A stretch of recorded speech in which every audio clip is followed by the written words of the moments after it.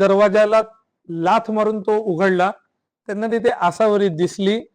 एखादा ब्राह्मण पूजेला कसा बसतो, धोतर आणि वरतून फक्त पंचा, म्हणजे ती वरतून उघडी होती. ते म्हटले की घेऊ का तुला. आउट ऑफ नेवर ओम करणाम घोराम वदनाम मुक्त केशा चतुर्भुजाम कालिका दिब्बाम वर्णाम मुंडमाला विभूषिताम चंपाकालीची ती मंत्र बोलायला लागली. आणि आता खेळ चालू झाला लपाछपीचा.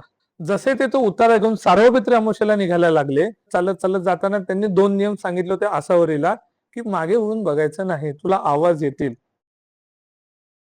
गप्पा मस्ती अँड पॉडकास्ट विथ भार्गवी चिरमुलेच्या आजच्या भागात आपण काही अशा घटना ज्या तुम्ही सत्य मानू शकता किंवा मानू शकत नाही, त्या तुमच्या मान्या न मानण्यावर आहेत, पण काही लोकांनी त्याचे अनुभव घेतलेत. असेच काही वेगळे अनुभव, मी विचित्र नाही म्हणणार, पण वेगळे आणि आय ओपनर असे अनुभव असणार आहेत. भेटूया सिद्धेशला, अर्थात मिस्टर क्रोला. हाय सिद्धेश, या भागात तुझं मनापासून स्वागत. थँक्यू ताई.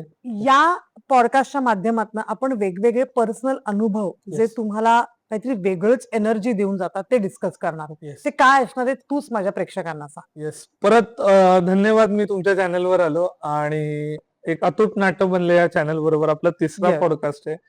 गूढ असे अनुभव आहेत आणि आमची, जसं मी सांगितलं की मला ह्या गोष्टींमध्ये रस आहे, पॅरानॉर्मल इन्व्हेस्टिगेशन मध्ये. माझे काही मित्र देखील आहेत. तर एक संदीपनी आचार्य नावाचे एक आजोबा, ते म्हणजे खूप चांगले मित्र आहेत आणि हे बेसिकली पुरोहित आहेत. आणि ते एक सुवर्ण मध्ये, आपण म्हणतो ना गोल्डन मिड, की सायकोलॉजिकल अँड सायकेट्री जो फील्ड आहे आणि पॅरानॉर्मल इन्व्हेस्टिगेशन याचे एक सुवर्ण मध्ये साधतात आणि तसे केसेसवर काम करतात. तर त्यांची एक केस होती, ते माझ्याबरोबर डिस्कस करत होते आणि त्या केसचं मी पहिल्यांदा आपल्या चॅनलवर हे करेल. पण त्याआधी मला कुसुमाग्रजांच्या 2 ओळी इथे बोलायच्या आहेत. ही शूद्र बाहुली कोण करी निर्माण, बेताल नाचवी सूत्रधार हा कोण. हा जो बेताल नाचवणारा सूत्रधार आहे ना, त्याच्या मुळाशी कदाचित ही केस गेलेली आहे. तर ही जी केस आहे ही बेसिकली पुण्यातली आहे. काही लोकांना त्रास होऊ नये म्हणून मी नावं चेंज केलेली आहे. आपटे रोड नावाचा खूप चांगला प्रसिद्ध एरिया पुण्याचा, जो फर्ग्युसन रोड आणि जंगली महाराज रोडच्या मध्ये येतो. त्या आपटे रोडला एक फॅमिली आलेली होती आणि ती फॅमिली बेसिकली युएसए वरून आलेली होती आणि आसावरी कुलकर्णी नाव होतं. जी मुलीची केस आचार्य सरांकडे आलेली होती. आसावरी कुलकर्णी जी होती ती 17-18 वर्षाची मुलगी आणि पूर्ण आयुष्य अमेरिकेत आईबाबांबरोबर गेलं होतं. म्हणजे विजय कुलकर्णी आणि अनघा कुलकर्णी हे तिचे आई वडील आणि खूप वेल टू डू फॅमिलीतले होते. आयटी सेक्टरमध्ये वडील, मायक्रोसॉफ्ट मध्ये, आई पण सेमच सेक्टरमध्ये. मुलगी शिक्षण घेतेय MIT मध्ये, आता तिचं सिलेक्शन झालेलं होतं. आपल्या घरच्यांना भेटावं, नाना नानींना, आजी आजोबांना भेटावं, आपलं गाव कसं आहे ते दाखवा म्हणून त्यांनी एक हौसेने स्वतःच्या मुलीला इकडे आणलेलं होतं. नारायणगाव आणि जुन्नर ह्याच्या पुढे आपण ज्यावेळी जातो त्यावेळी ना ब्राह्मणवाडा नावाचं एक गाव लागतं आणि त्याच्यात थोडस पुढे गेलं तर विहीर नावाचं आणखीन एक गाव लागतं. गावाचं नाव विहीर आहे. बर. आणि ही जी विहीर आहे गाव, हे त्यांचं ब्राह्मणवाडा आणि विहीर या वेशीवरतीच त्यांचं राहतं ठिकाण होतं. म्हणजे ते ब्राह्मणवाडा आणि विहीर तुम्ही समजू शकता त्यांचं मूळ गाव होतं वडिलांकडून पैतृक संपत्तीत आलेलं. हे ज्यावेळी तिथून रिटर्न आले त्याच्यानंतर ही जी आसावरी होती ही अशी विचित्र गोष्टी घरी करायला लागली. म्हणजे काय तर चिडचिड करणं, अन्न फेकणं किंवा नॉनव्हेजची मागणी करणं. जे ती खात नव्हती, ती विगन होती. आता विगन म्हणून अचानक नॉनव्हेज कसं काय मागू शकेल. तर अशा खूप परस्पर विरोधी गोष्टी होत होत्या. म्हणजे नॉर्मल असायची, पण काही स्पेसिफिक टायमिंगला ती चिडचिड करायला लागायची. आणि त्यांचा जो बंगला होता आपटे रोडला, त्याच्या एका विशिष्ट घरामध्ये ती, सॉरी, विशिष्ट खोलीमध्ये जाऊन दरवाजा आत लावून ती तासन तास बसायची आणि बाहेर त्याचे डोळे लाल लाल असायचे, अंग तापलेलं असायचं. पुण्यात आली होती त्यावेळी Asavari was in very good condition. तिची हेल्थ चांगली होती. 55-56 किलो वजन होतं तिचं. पण जसं जसं ती ह्याच्याशी फाईट करायला लागली तिचं वजन कमी व्हायला लागलं. ती 43-40 आणि लिटरली 38 किलोला टेकली. आता तिच्या आजीचं असं म्हणणं होतं की काहीतरी हिला नजर लागली का काय, असं म्हणून एकदा बोलू. मग आचार्यजींना त्यांना वाया वाया त्यांची ओळख लागली आणि आचार्यजींना बोलवलं. आचार्यजींनी ज्यावेळी एंट्री केली त्यावेळी त्यांना पूर्ण निगेटिव्हिटी जाणवली. ज्यावेळी ते माझी केस डिस्कस करत होते त्यावेळीचे हे मी आता अनुभव कथन करतोय. हे माझं स्वतःच नाही, आचार्यजींचा अनुभव आहे. एंटरटेनमेंट म्हणून घ्यावं. आचार्यजींनी सांगितलं की ती जी मुलगी होती, एक डेड फेस कसा आपण बघतो की एक माणूस जिवंत असतो डोळ्यातून कळतं, तिचे डोळे पूर्ण गेलेले होते. तर त्यांनी मला सांगितलं की मी एकट्यानेच ती केस हँडल केली, पण माझ्या आयुष्यातली कदाचित जीवावर आलेली ती केस होती आचार्यांच्या. आचार्यांच्या. हं. त्यावेळी म्हणजे आचार्यजींनी ही ज्यावेळी मला सांगितलं 2023 ला सांगितली केस, ती केस झाली होती 2017-18च्या दरम्यान. त्यांनी असं सांगितलं की गणपती गेले आणि मी जसे गणपती गेले मी तिकडे गेलो त्यांच्या घरी ती केस इन्व्हेस्टिगेट करायला. आता त्यांनी चेक केलं की काही सायकोलॉजिकल इश्यू आहेत का, त्यांना डॉक्टरला दाखवा. ट्रॉमॅटिक रिस्पॉन्सेस आहेत का, काय ते दाखवा. शाळेत काय त्रास झालेला आहे का, घरात कोण तिला अब्युज करते का, सगळं सगळं सगळं केलं सायंटिफिकली. याच्यात त्यांना काही उत्तरं भेटली नाही. मग ते म्हटले की कदाचित पोस्ट ट्रॉमॅटिक रिस्पॉन्सेसमुळे तिची सायकेट्री किंवा सायकोलॉजिकल कंडिशन डिटोरेट झाली असेल किंवा ती नाटक करत असेल कोणतीतरी गोष्ट न करायला. त्याच्यात पण ते मोडलं नाही. मग ती जेवण जेवत नव्हती काय, तर ते म्हटले मी आता तिथं येतो 2 दिवस पूर्ण राहायला. आणि त्यांनी तारीख निवडली होती सार्वपित्र अमावस्येची, जी 30 तारीख होती सप्टेंबरची आणि 29 तारीख त्याच्या आदल्या दिवशीची. ह्याच्यापुढे त्यांनी जे काही सांगितलं होतं ते अविश्वसनीय म्हणण्यापेक्षा तुम्ही घाबरून जाताल असे काही अनुभव होते. ते म्हटले आम्ही जेवायला नॉर्मली बसलो आणि जशी तिची आई जेवण वाढत होतं अळूचं फतफत नॉर्मली गेलेलं होतं. पोळी होती, घडीची पोळी, वरण भात, तूप, दॅट्स इट. जे नॉर्मल लोकांच्या घरात जेवण असतं तसं. मधूनच ती बोलली, हे काय फिक्क जेवण देते,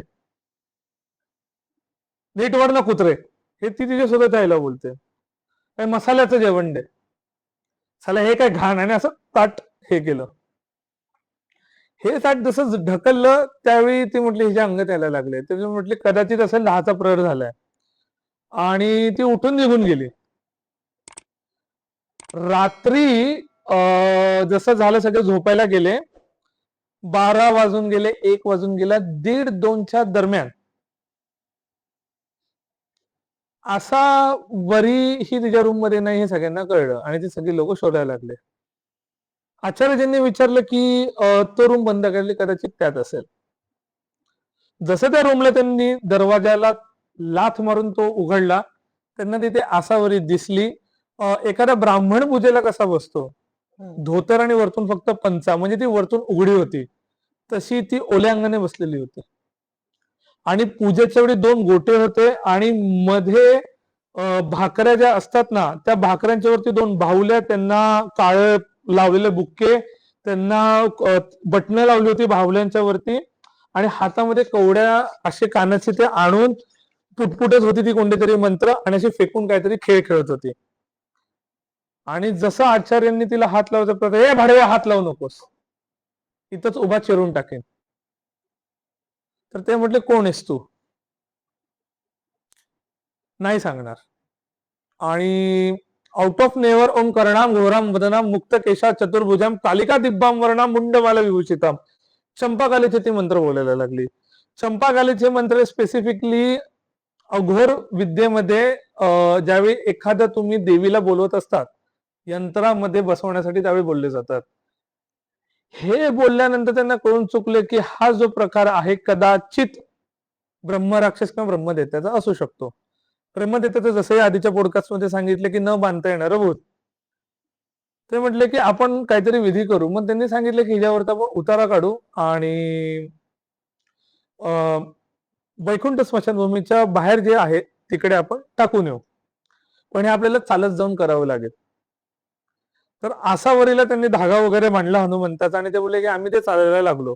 आपटे रोड पासून वैकुंठ स्मशानभूमी एक्झॅक्टली 1.8 किलोमीटर आहे, जर गरवरेचा ब्रिज तुम्ही क्रॉस केला. गरवरेचा ब्रिज हा नदी पात्रात येतो बरोबर. आणि लकडी ब्रिज, तर त्यांनी लकडी ब्रिजचा मार्ग निवडला कारण गरवरेचा ब्रिज हा डायरेक्टली जिथे बाळ काढले जातात तिथे आहे. आणि आता खेळ चालू झाला लपाछपीचा. जसे ते तो उतारा घेऊन सार्वपित्री अमावस्येला निघायला लागले, चालत चालत चालत चालत चालत चालत जाताना त्यांनी 2 नियम सांगितले होते आसावरीला की मागे वळून बघायचं नाही, तुला आवाज येतील. आणि तेच चालू झालं. असा नंतर ते अनुभव कथन त्यांना जे केलं होतं ते भयानक होते आवाजाचे. ते म्हटले की घेऊ का तुला? ए येते का? ये ये ये ये ये ये ये हय असा अचानक आवाज. आणि हा ब्रह्मराक्षसाचा आवाज सांगितले 150 लोक ओरडतात तसा. पळायला लागले, पळायला लागले, पळायला लागले. आता प्रॉब्लेम असा झाला की ते दुसऱ्या ब्रिजवर गेले. लकडी ब्रिजवरून ठरलं होतं जो जिथे स्मशानाशी सगळ्यात जवळचा रोड आहे. तिला आवाज अचानक येणं बंद झालं. आचार्य म्हटले तू पुढे चाल, मी तुझ्या मागे. ए नारायण नागबळी करू का? आचार्यजी तिकडे घाबरले. नारायण नागबळी असा विधी आहे ज्याच्यामध्ये तुम्हाला पूर्वजांचे असलेले शाप किंवा काही त्याच्या मी कोणत्याही याला इकडे सपोर्ट करत नाही, हे आचार्यजींचे अनुभव कथन आहे. किंवा त्याची जी शांती करायची असते, याला आपण सर्प वगैरे बळी सर्प शांती वगैरे म्हणतो, त्याच्याशी रिलेटेड येतो. आणि हिला काय मी सोडत नाही. आणि आउट ऑफ नोवेअर आसावरीने तिच्या हातात जे होतं ते तिथे थरथरायला लागलं आणि ती शिवतांडव गायला लागली. पळता पळता ती पळायला लागली. आचार्यजी तिला पकडायला बघतात ते, आणि जटा आटवी गलत जलद प्रवाह पावी तस्कले, आणि जसं पकडायला आणि ओरडून घाले वलंब लंबिता भुजंग तुंग मालिका. जसं ते खेचतात ते तिला त्या उतरात ठेवायला, डमट डमट डमट डमट निनाद वट डमरवयम. आणि जसे ते जवळ आले ती पुढे येत नव्हती, नख मारायला लागली. आणि जसं चकारचंड तांडव, आणि ती लिटरली आउट ऑफ नोवेअर स्वतःच्या वेळेला मारणार होती नख. त्यांनी हाताने तो उतारा टाकला आणि हनुमंताच्या देवळाच्या नेलं. ती त्याच्यानंतर चक्कर येऊन शांत झाली. तिला घरी आणण्यात आलं. ते म्हटलं की हे भूत आहे का माहित नाही, ते लगेच सायकोलॉजिकल आणि डॉक्टरकडे तिला नेण्यात आलं. त्याच्यानंतर 6-7 महिने तिला तो झटका येत होता. ते म्हणले ते भूत होतं का तिने कोणत्या कथा वाचलेल्या होत्या हे माहित नाही. ज्यावेळी विहीर या गावाच्या इथे त्यांनी जायचा प्रयत्न केला, त्यावेळी त्यांना कळलं की त्यांच्याच रिलेटेड जे कोणी एक कुलकर्णी होते, एका खोट्या चोरीच्या आरोपामध्ये तिकडच्याच काही गावकऱ्यांनी त्यांना दगडाने ठेचून मारलेलं होतं. अशी केस त्यांना तिकडे सापडलेली होती. आता ती किती खरी किती खोटी हे माहित नाही, पण हा त्यांचा पर्सनल अनुभव होता, ज्याला मी पर्सनल लेवलवर सपोर्ट करत नाही, आणि हे मी एंटरटेनमेंट पर्पज साठी सांगतोय. पण हा आचार्यजींचा एक होता अनुभव. येस. पण हा तर झाला एक पॅरानॉमिकल एक अनुभव. येस. असे अनुभव अजून येतात लोकांना? खूप लोकांना येतात. म्हणजे आता विक्टरी थिएटर आहे पुण्यामध्ये, त्याच्या मागे सगळ्यांना खवीज दिसतो. जसं मी सांगितले की ते आफ्रिकन खलाशी दर्यावर्दीचं भूत आहे. बरोबर. आणि तो बेसिकली बैलाचा मांस मागतो की मेरे को बडे का दे दो, मेरे को बडे. खूप जणांना अनुभव आले, बायकांना स्पेसिफिकली मागतो तो. किंवा पुण्याचं तर साईडला ठेव, पण ठाण्याचं पण बोलू शकतो. ठाण्यामध्ये there is a place called Vartak Nagar. आणि वर्तक नगर हे एकमेव नगर आहे ठाण्यामध्ये जिथे सगळ्यात जास्त तिथे आहेत. म्हणजे 3 3 रस्ते. त्याच्यामध्ये जर तुम्ही स्टार्ट केलं जानकादेवी या मंदिरापासून, लिटिल फ्लॉवर नितीन कंपनीच्या इथे शाळा येते, तिथं पहिला तिथे येतो तिथं वंदना टॉकीजच्या एक तिथं येतो जो घोडबंदरला रोड फुटतो. त्याच्या पुढे येतो ह्याला लिटिल फ्लॉवरला 3 तिथे येतात, जानकादेवीला 3 तिथे येतात, इकडेच 12 झाले. मग मूळ वर्तक नगर येतं. साईबाबा मंदिरासमोर त्या तिथ्यांची संख्या 24 ते 27 होते. असं म्हणतात की तिथे एक हॉस्पिटल आहे आणि तिथे एक नाला आहे. बिल्डिंग नंबर 8च्या इथे एक केस झालेली होती. परत नावं चेंज करतोय की एक ऋतुजा क्षीरसागर नावाची एक बाळातीन होती. ती ओली बाळातीन असताना मेली.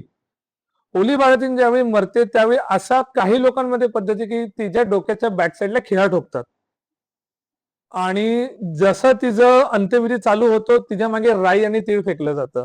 ह्याच्या मागची धारणा अशी आहे की 13 दिवसामध्ये ती राई वेचत वेचत वेचत येते, ते स्मशानापर्यंत टाकायची असती, अशी धारणा आहे. बाळाचा टाहो फुटल्यावर तिचं एक केस अशी आली होती. हे एका मुलीने मला सांगितलंय, तिकडेच राहणारी. ती मुली मी लहानपणी ते लपाछपी खेळत होती, आणि out of nowhere building number 8च्या कचरकुंडीच्या थोडं पुढे आम्ही अंधारात लपलो, मी आणि माझ्या काही मैत्रिणी. आम्हाला कचरा उकरण्याचा आवाज आला, आणि द मुमेंट आम्ही मागे बघितलं, बाहेर रडतंय ना माझं.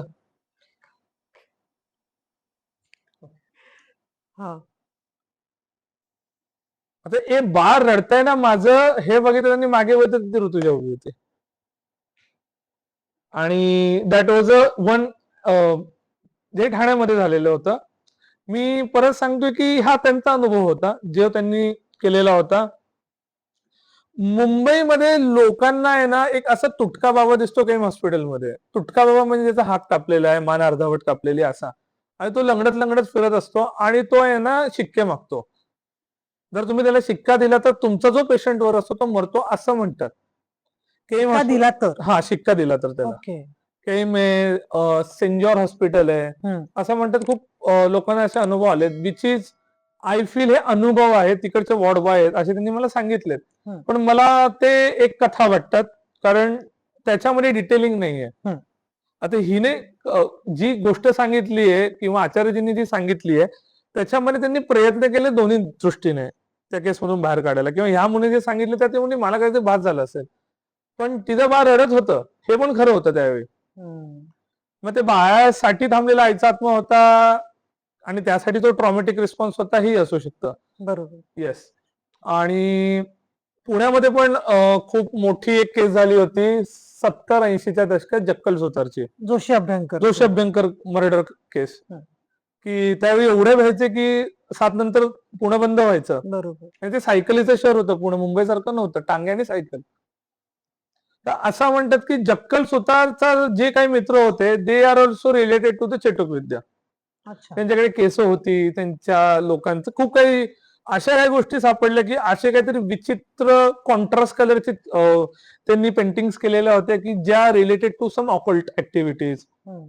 तर जक्कल सुतारचं पण त्याला रिलेटेड केलं जातंय. किंवा रमण राघवची ज्यावेळी सिरियल किलर होता तो पण, म्हणजे मला 3 मुंडक्याची बाई दिसली, मग त्याच्यानंतर मी वेडा झालो. मुंबई त्यावेळी खूप प्रसिद्ध होती 3 मुंडक्याची बाई. आणि ती मला म्हणत होती की मला बाळ खायला दे, मग तो काही बडबडायचा. पोलीस इंटरोगेशन मध्ये पुढे त्यांनी असं सांगितलं की मला एक काळी पट्टी दिसते, मला एक पांढरी पट्टी दिसते. काळी पट्टी पांढऱ्या पट्टीच्या पुढे जाते म्हणून मी त्याच्या डोक्यात हातोडा मारला.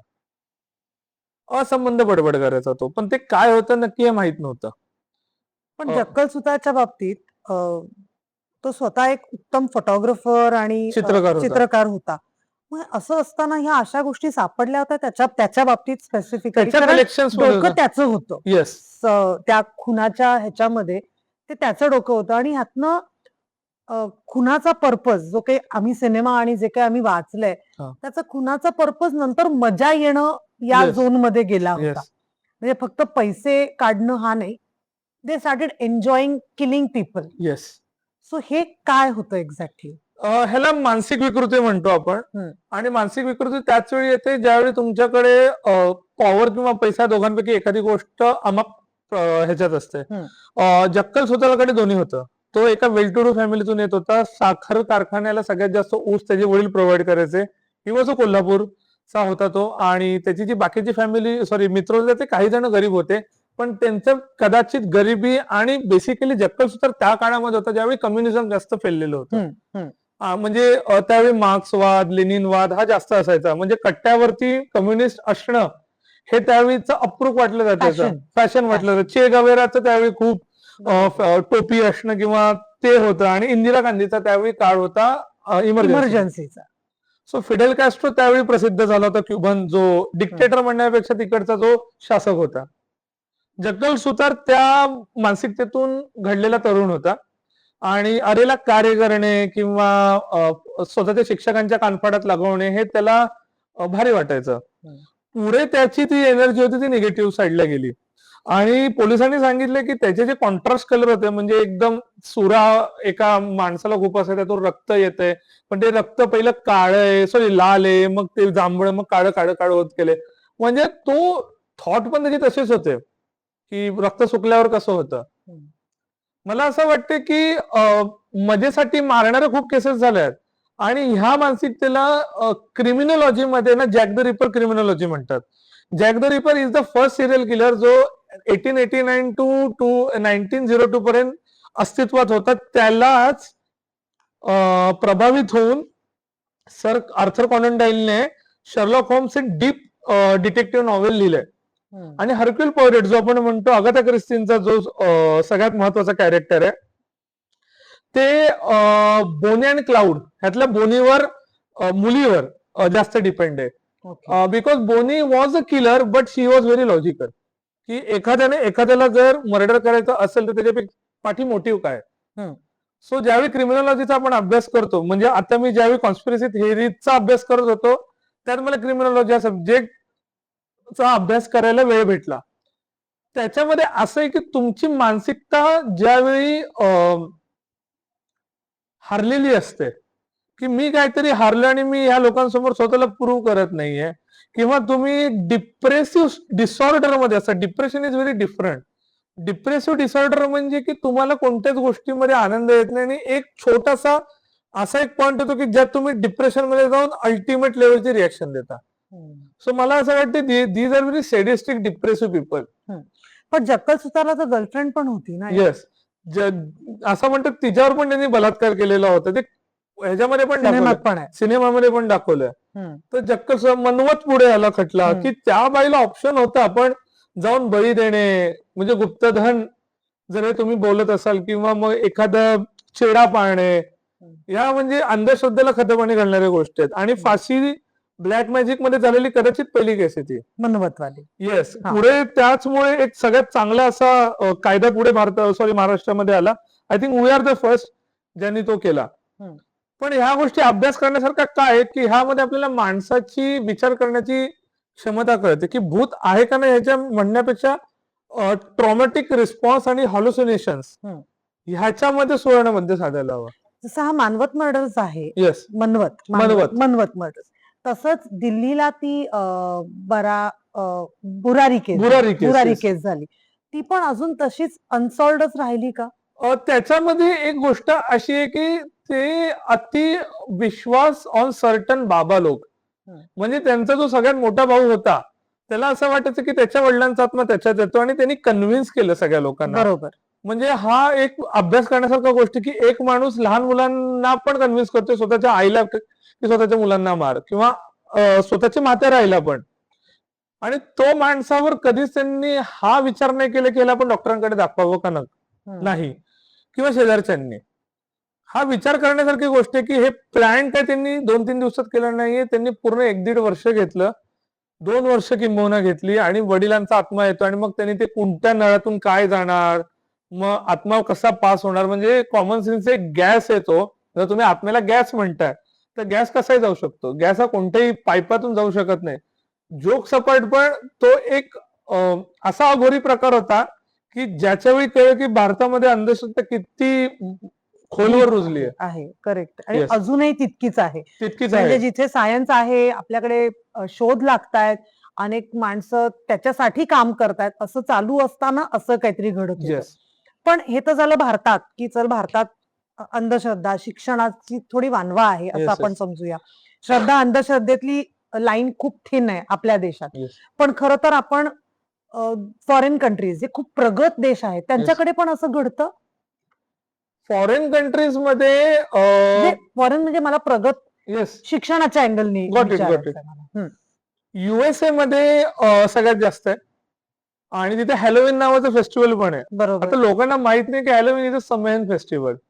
समेयन फेस्टिवल हे केल्टिक जी सभ्यता होती, ज्याला आपण नॉर्स मायथॉलॉजीशी रिलेटेड सभ्यता म्हणतो, त्याच्याशी रिलेटेड होती. त्याच्यामध्ये ते बेसिकली बोनफायरच्या भोवती त्रिकोणी अँगलचे मास्क करून बसायचे आणि स्वतःच्या पूर्वजांच्या आत्म्यांना बोलवायचे. हा 1 नोव्हेंबरला आधी व्हायचा फेस्टिवल. म्हणजे ज्यावेळी समर सीझन संपून रेनी सीझन येतो आणि रेनी नंतर विंटर सीझन येतो. का? कारण त्यावेळी त्यांचं धान्य आलेलं असायचं आणि धान्याला काही कीड लागू नये, टोळधाड आधीच्या काळात खूप व्हायची. बरोबर. टोळधाड होऊ नये. टोळधाड म्हणजे ते बोलायचे की बेलियाल, जसं मी सांगितलं त्याचं. तर ही एक मान्यता होती, कारण त्यावेळी तो समाज प्रगत नव्हता. जसं मी सांगितलं इल्युमिनाटी लास्ट टाइम, तर जसं इल्युमिनाटी आलं त्यांनी समेन फेस्टिवल अधिक आकर्षक करायचं ठरवलं. मग त्याच्या औजा बोर्ड खेळणं, ट्रिक ऑर ट्रीट करणं, त्याच्यानंतर मग तो भोपळा ठेवणं. ट्रिक ऑर ट्रीट ती मुलं म्हणतातच. Yes. Trick or treat. पण ट्रिक ऑर ट्रीट हे आहे ना, द स्मेली जॅक या कॉन्सेप्ट एका कॅरेक्टरची त्यातून आले.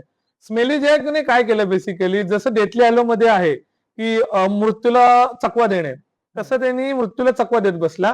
मृत्यू जसा यायचा डिमन बरोबर तो एक अग्रीमेंट करायचा, पॅक करायचा आणि मृत्यू वाचवायचा. पण नंतर डिमनला कळलं की हा आपल्याला फसवतोय. मग डिमन ज्यावेळी त्याला शिक्षा द्यायला जायचा तो गॉडकडे जायचा. पण शेवटी गॉड आणि डिमन यांनी दोघांनी ठरवलं की तू असंच भटकत राहशील. म्हणून तो प्रत्येक ठिकाणी मान हातात मध्ये घेऊन फिरतो आणि म्हणतो चॉकलेट्स द्या. आणि मग ती तशी कथा ट्रिक ऑर ट्रीट. आणि मग तो भोपळा ठेवणे, त्याला कॅन्डल्स लावणे आणि मग तसं ते गोष्टी पुढे पुढे नेणे हे तिकडे खूप झालं. आणि मग हॅलोविन फेस्टिवल झालं. मग Halloween is the first part जिकडे आर.एल. स्टाईनची पण गुजबम नावाची सिरीज आली त्याच्यावरती. तिकडे पॅरानॉर्मल जी ऍक्टिव्हिटी होतात त्या मोस्टली गॅस टाईप मध्ये होतात. म्हणजे त्यांचं असं म्हणणं आता भारतामध्ये ते अग्निमूल्य म्हणतात, त्यांच्यामध्ये ते वायुमूल्य आहे. बर. की ते अंगात येणे, डोळे पांढरे करणे, बडबड करणे असं. तिकडचं जे त्याच्यावरची रिॲक्शन आहे की ते लोक म्हणतात की आहे, आम्ही बोलतो म्हणून आहे, आणि ते त्याला सायंटिफिक ह्याचं प्रमाण देतात. पण परत मी तेच म्हणतोय की एखाद्या ठिकाणी जर टेम्परेचर खाली होत असेल, मी जेवढे स्टडी केले त्या रात्री होतात असं ते म्हणतात टेम्परेचर खाली. पण ह्या एक सायंटिफिक पॉइंट आहे की 37 डिग्री रूम टेम्परेचर, आणि ज्यावेळी ते खाली येतं त्यावेळी रात्री टेम्परेचर खालीच जात असतं आणि 6 वाजेपर्यंत खूप खाली गेलेलं असतं. सो ह्याच्यामध्ये काही रॉकेट सायन्स नाहीये की ते नॅचरली खाली गेले. 2-3 केसेस अशा आहेत ज्या मी लॉरेन कपलच्या सांगितलं की ते दुपारी गेले. तो एक अभ्यास करण्यासारखा विषय की का गेलंय, की ढगाळ वातावरण होतं का, रेनी सीझन होता का, विंटर सीझन होता का, बर्फ पडत होता का, त्याच्या पण तळाशी अजून गेलेलो नाहीये. पण जर ह्या तळाशी गेलो तर कदाचित हो, पण तिथंही मान्यता आहे. भूत ही सगळीकडे पसरलेली आहेत. काही ठिकाणी ऐतिहासिक आहेत आणि काही ठिकाणी दंतकथेतून आली आहेत आणि काही ठिकाणी मॉडर्न भूत आहेत. करेक्ट. आता ह्या झाल्या वेगवेगळ्या पॅरानॉमिकल किंवा Yes. आपण असं म्हणूया. पण अशा काही कॉन्स्पिरसी थिअरीज पण आहेत, ज्या अजून उलगडलेल्याच नाहीयेत आणि त्या कॉन्स्पिरसीज राहतात, अनसॉल्व्ह मिस्ट्रीज राहतात. बरोबर. तर यातल्या तू एखादा कुठली अशी एक प्रॉमिनंट सांगू शकतोस, एखाद 2 तुला ज्या वाटतात त्या? मला असं वाटतं की मी 2 सांगेन. जॉन इके नावाचे एक लेखक आले होते. मी 1-2 पॉडकास्ट मध्ये सांगितलंय, पण इकडे एक वेगळा मुद्दा म्हणतो होता. त्यांनी द चिल्ड्रन ऑफ मॅट्रिक्स नावाचं पुस्तक लिहिलं. त्याला प्रभावित होऊन पुढे एक मॅट्रिक्स नावाची सिरीज आली जी फिल्म फिल्म फिल्म आली आली. ना? येस. आणि ती खूप बाप आहे. म्हणजे त्याच्यामध्ये फर्स्ट टाइम इंडियन जे मंत्र आहेत ते प्रॉपरली यूज केलेत. ट्रान्समध्ये का पण प्रॉपरली यूज केलेत. कॉन्सेप्ट अशी आहे की ब्रह्म म्हणजे मेंदू, तो कंट्रोल करतोय कोण, तर जो मशीन्स आहेत ते. आणि त्यांनी एक सिम्युलेशन केलं. तर त्याचा असं क्वेश्चन आहे की आपण सिम्युलेशन मध्ये आहोत का. मग हे कोण कंट्रोल करतंय, तर त्याला असं वाटते की अनुनाकीस कंट्रोल करतात. अनुनाकीस कोण आहेत, तर इजिप्तमध्ये जर तुम्ही पिरॅमिड्स बघितले असतील तर पिरॅमिडचा प्रत्येक जो ठोकळा आहे तो प्रॉपरली कट झालेला आहे. आता जर नवीन टेक्नॉलॉजीनुसार जरी बांधायचं ठरवलं तरी 100 वर्ष लागतील. पण त्या काळी कसं काय त्यांनी बांधलं. आणि इजिप्शियन लोक हे सोलार कॅलेंडर पाळणारे होते. बरोबर. आपण जे पाळतो ते ग्रेगोरियन कॅलेंडर आहे. सोलार कॅलेंडर हे 13 महिन्याचं असतं. आणि आता मी खूप खूप असं डोक्याला विचार आणि मेंदूला झिंझिण्या आणणारा सब्जेक्ट सांगणार आहे की सोलार कॅलेंडर नंतर चेंज झालं ग्रेगोरी नावाचे जे पोप होते त्यांच्या वेळी. म्हणून ते पुढे आपण ग्रेगोरियन कॅलेंडर म्हणतो. का, कारण नॉस्ट्राडॅमस नावाचा जो ज्योतिष होता त्यांनी पुढच्या 5000 वर्षाचं भविष्य लिहिलंय, ज्यामध्ये असं म्हणतात कली अवताराचा पण त्यांनी उल्लेख केलेला आहे. त्यामध्ये त्यांनी ऍडॉल्फ हिटलरचं लिहिले, डोनाल्ड ट्रम्पचं लिहिले, सगळं सिम्पसन थिअरी त्याच्यावर पण येणार आहे. आणि एक स्कुबिडुबिडूची पण थिअरी आहे लहान मुलांसाठी, की तुम्ही जे म्हणजे लहान मुलं म्हणण्यापेक्षा जेनझीसाठी. नॉस्ट्राडॅमसने जे लिहिलंय त्याला कदाचित ते काउंटर होतं का की लोकांना कळू नये. ग्रेगोरींनी काय केलं की ज्युलियस सिझार आणि ऑगस्टस सिझार ह्याचे 2 महिने ऍड केले जे आधी नव्हते. आणि ख्रिश्चन हिस्ट्री मधून म्हणजे त्याला आपण क्रुसेडर हिस्ट्री म्हणतो, 300 वर्ष पूर्ण गायब करण्यात आली.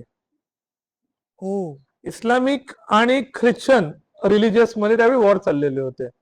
आणि जर तुम्ही नीट ऑब्झर्व केलं तर ऑक्टोबर हे ऑक्ट म्हणजे 8 होतं आणि नोव्हेंबर हे 9 होतं. पण ऑक्टोबर हा 10वा महिना आलाय आणि नोव्हेंबर हा 11वा महिना आलाय. 7वा आणि 8वा महिना ऍड झाल्यामुळे हे झालंय. हो. आणि ते मोर अॅक्युरेट नाहीये. आणि आता फक्त इथिओपिया नावाचा एक देश आहे, ह्याला म्हणतात द फॅन्टम रिफ्लेक्स थेअरी. तो सोलर कॅलेंडर फॉलो करतो आणि नॉस्ट्राडॅमसने जी भविष्यवाणी केली होती की 2012ला प्लेग जन्य परिस्थितीमध्ये लोक मरतील, आपण त्याची मस्करी केली. पण ज्यावेळी 16 नोव्हेंबर 2020 चालू होता, ज्यावेळी कोरोना वुहानमध्ये आला होता, त्यावेळी जर आपण इथिओपियाला गेलो असतो तर त्यांचा त्यावेळीचा दिवस होता 16 नोव्हेंबर 2012. म्हणजे जे त्यांनी लिहिलं होतं 2012 मध्ये असं येस, होणार आहे, ते 2020 मध्ये आपल्याकडे झालं. झालं. मग म्हणजे त्या दरम्यान कॅलेंडर आपल्या बरोबर, कॅलेंडर येस. प्रमाणे. आणि त्यांनी पुढेही लिहिले की ऑइल रिगचं वॉर होणार आहे, जे चालू झालेलं आहे. आणि त्याच्यामध्ये तिसरं वर्ल्ड वॉर मध्ये अस्वलाचा, उंदरांचा, ज्यांना वेस्टर्न सोसायटी म्हणते, आणि माकडांचा देश हा कुत्र्यांच्या देशावरती विजय मिळवेल. Western versus eastern. मग रशिया, चायना आणि इंडिया वर्सेस अमेरिका आणि युरोपियन युनियन. आणि ते वॉर ऍक्च्युली इराणच्या आखातात चालू झालेलं आहे. आणि त्यांनी लिहून ठेवलं. हा, त्यांनी ते लिहून ठेवलं तर 2020 फेब्रुवारीला चालू होईल आणि 2026 फेब्रुवारी चालू झालं. तर कदाचित पुढच्या वर्षी ते पिकला असेल, हे लिहिलंय त्यांनी. हे नॉस्ट्राडॅमस थेअरी आहे. आणि ग्रेगोरियन कॅलेंडर थेअरी. मॅट्रिक्स जे मी सांगितलं, जे आधी पॉडकास्टमध्ये सांगितलं होतं, थोडं विषयांतर झालं पण ही थेअरी सांगणं गरजेचं होतं. मॅट्रिक्सची जी थॉमसिकेची थेअरी आहे, त्यात रेप्टेलियन पण झिऑन प्लॅनेटवरून आलेले बरोबर. आपल्याला कंट्रोल करतायत का. पण बेसिकली ती अँटीसेमिटिक थेअरी आहे. अँटीसेमिटिक म्हणजे ज्यू द्वेष, जो पुढे हिटलरने केला. आणि बहुतेक वेळा युरोपमध्ये ज्यूंचा द्वेष केला जातो कारण आर्थिक सत्ता केंद्र ते होते बरोबर. आणि ते कधी युद्धात आले नाही. सो त्यांना असं वाटतं की ज्यूंची स्वतःची नॅशनॅलिटी नाहीये, म्हणून आपण ज्यूंना हाकलून द्यावं. म्हणून इस्रायल हा बेसिकली विनाशाचा देवता आहे. आणि त्यामुळेच इस्रायल हे त्यांनी नाव ठेवलं की जर आमच्या नादी कोण लागेल, आम्ही सगळ्यांची वाट लावू. आणि थॉमसिकेची थेअरी अशी आहे की तुम्ही एका सिम्युलेशन मध्ये आहात आणि तुम्हाला रेप्टालियन किंवा अनुनाकीच कंट्रोल करत आहेत. कारण त्याचं असं म्हणणं की देर इज नो पॉइंट की तुमचं प्रत्येक पिरॅमिड हे अक्षवृत्त आणि रेखावृत्त कॅन्सर लाईनवर कसं काय आलंय आणि ते कॅलेंडर आणि नॅव्हिगेशन नुसार कसं काय परफेक्ट आहे. इव्हन जर तुम्ही भारतामध्ये पण आला, मला भारताचे काही उदाहरणं द्यायची आहेत. हम्पीच्या तुम्ही बघा, त्याच्यानंतर तुम्ही कैलास मंदिर बघा, मानस सरोवरचं तुम्ही बघा. खूप ठिकाणी असे भाग आहेत की जे मंदिर एवढी डिटेल आहे. महालक्ष्मीचं मंदिर कोल्हापुरातलं, की जसं सूर्य येतो तसं ते खांब होतो. लोकांनी हे अभ्यास करायला हवा. पण ह्याच्यात मी सायंटिफिक अप्रोच ठेवावा असं लोकांना सजेस्ट करेल, कारण हे मूर्तीशास्त्र आणि मंदिरशास्त्र ह्याचा एक सुवर्ण मध्य तिथे साधलेला आहे. येस. आता तू मगाशी बोलता बोलता दोन गोष्टी म्हणाला होतास, ते म्हणजे एक कार्टून आहे ते स्कूबीडूबिडू आणि सिम्सन काय ते. हा, हे काय आहे? त्यांचं असं खूप रील्स येतात आपल्याला. हो, सिम्सन बेसिकली अशी थेअरी आहे की त्यांना कदाचित नॉस्ट्राडॅमसचा त्यांनी कोड क्लिक केलाय आणि त्या त्यांनी डोनाल्ड ट्रम्पचा 2027 ला मृत्यू लिहिला. माहित नाही होईल का नाही, पण त्यांनी कोविड केलं, कोविड झालं. फ्रान्समध्ये अनार्की बोलली, फ्रान्समध्ये अनार्की झाली. भारतामध्ये असा माणूस येणार आहे जो भारताचा पूर्ण, मोदीचं त्यांनी 2013ला सांगितलं होतं की येईल आणि मोदी आले. So how do they know, हे पण विचार करण्यासारखे. एप्स्टीन फाईलचं पण जे आता खूप प्रसिद्ध आहे की ज्याच्यामध्ये खूप घाणेरडे प्रकार झाले. त्याचा आयलंड होता, आपण म्हणू शकतो स्क्विड गेम पार्ट 2 आहे हा. ऍक्च्युअल स्क्विड गेम आहे, ज्याच्यामध्ये रेक्रुटर ही घिलेन मॅक्सवेल, जी एप्स्टीनची गर्लफ्रेंड कम काय म्हणतात मॅनेजर होती. आणि शी इज अ रेक्रुटर आणि main game master is a 001, the player number 001, जो स्क्विड गेम मध्ये कंट्रोल करत असतो सगळं. असं मला वाटतं की ते आहे. महत्वाचा पॉइंट असा आहे की एप्स्टीन फाईलचा पण 10 to 12% भाग बाहेर आलेला आहे. कारण त्याच्यामध्ये जे आपण बोलतो ना की ते काळ्या पट्ट्या आहेत, त्या अजून बाहेर यायच्या बाकी आहेत. कदाचित भारतातली नावं असतील त्याच्यामध्ये. मूळ मुद्द्यावर येतो, सिम्सनने तेही प्रेडिक्ट केलेलं होतं. स्कूबीडूबिडू मध्ये 2 पार्ट येतात. स्कूबीडूबिडू ऍक्च्युअली काय आहे की मे बी रिअल घडलेलं असेल आणि शॅगी हा ड्रग एडिक्ट आहे आणि जो स्कूबीडूबिडूचा बेस्ट फ्रेंड आहे आणि त्याला हॉल्युसिनेशन्स होतात आहेत आणि ते हॉल्युसिनेशन मुळे तो लोकांना सांगतो इथे भूत तिथे भूत, आणि हे इन्व्हेस्टिगेट करायला गेले. किंवा दुसरी तरी असे की असा एखादा ग्रुप आहे जो हे इन्व्हेस्टिगेट करतोय आणि त्यांना रिअल भूत दिसतात पण ही कॉन्स्पिरसी थेअरी आहे, खोटे म्हणून ते लोकांसमोर आणतात. ही स्कुबिडोबिडोची थेअरी आहे आणि त्यालाच पुढे आकर्षण करेज द काउडली डॉग थेअरी आली. हे जे सगळे कार्टून्स आहेत ते खूप डीप आहे. तुम्ही बघा ना की 90s मधले कार्टूनला खूप लोक कनेक्ट झालेत, पण त्याच्यानंतर एक अॅनिमे हा भाग सोडला, म्हणजे जॅपनीज, मी कार्टून म्हणणार नाही, जॅपनीज अॅनिमेटेड फिल्मोग्राफी, बरोबर. हे पूर्ण त्याला आता लोक फॉलो करतात, पण मेन लाईन कार्टूनला कोणी करत नाहीये. म्हणजे आधीचे टॉम अँड जेरीचं पण जर तुम्ही बघितलं किंवा ॲलिस इन द वंडरलँड, खूप जणांना माहित नाहीये की मुफासा जो मूवी आहे त्याच्यामध्ये ज्यावेळी त्याचे वडील मरतात आणि तो जो आहे Scarface, Scarface is a good character in real life. Scarface नावाचा किंग होता सहाराला, ज्यांनी 300 का 400 लायन्सला मारलं होतं, पण आणि त्यांनी स्वतःची टेरिटरी वाचवली होती. तिथून ते प्रेरित झालेलं स्कारफेस हे कॅरेक्टर आहे. इफ यू ऑब्झर्व, स्कारफेसच्या पुढे एका सीन मध्ये ना स्कल दिसतं. मुफासाचे ज्यावेळी वडील खाली पडले, त्यांचं ज्यावेळी बॉडी तरसांनी फाडून खाल्ली आणि जे स्कल राहिले ते ऍक्च्युअल स्कल स्कारफेसच्या समोर आहे. सो हे लोक ऑब्झर्व करत नाहीये. किंवा तुम्ही जर बघायला गेला तर 7 बुटके आणि परी, ह्याच्यामध्ये कदाचित तिला जे विषाचं सफरचंद दिलं चिटकिणीने, त्याच्यामध्ये ती झोपली आहे आणि ते विषामुळे तिला हॉल्युसिनेशन किंवा एक येत आहे आणि प्रिन्स हा दुसरा तिसरा कोण नसून देव आहे जो तिला स्वर्गात घेऊन चाललाय आणि सगळीकडून आवाज येतो आणि ती स्वर्गात ती मेली ऍक्च्युअली. कारण एंडिंगला जर तुम्ही बघितलं तर ती दाखवली नाहीये ह्युमन वर्ल्ड मध्ये, ती वरती ढगात जाताना दाखवली आहे. सो ही पण थिअरी येते. Thank you so much. तू इतक्या सगळ्या थिअरी सांगितल्यात. खरं तर मला असं वाटायला लागलंय की आपल्याला एक अजून सिरीज करावी लागणार आहे ज्याच्यात हे वेगवेगळ्या थिअरीज येतील. पण माणसाच्या वेगवेगळ्या भावना आणि त्या आपल्याला कशा कंट्रोल करत जातात आणि त्यातूनच आपण माणूस व्हायचंय का भूतासारखं व्हायचंय, म्हणजे ती वृत्ती ठेवायची, बरोबर. हे तू आम्हाला आरसा दाखवला. त्याबद्दल गप्पा मस्ती पॉडकास्ट करणं तुझे खूप खूप मनापासून आभार. धन्यवाद. Thank you so much. Yes.